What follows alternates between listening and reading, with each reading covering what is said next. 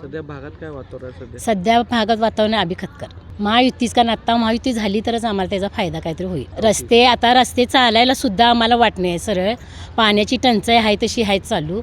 काय परत गटरी A1 म्हणजे अभिभावना रस्त्यावर कुत्री सुद्धा आलेली हे सुद्धा लोक सांगतात.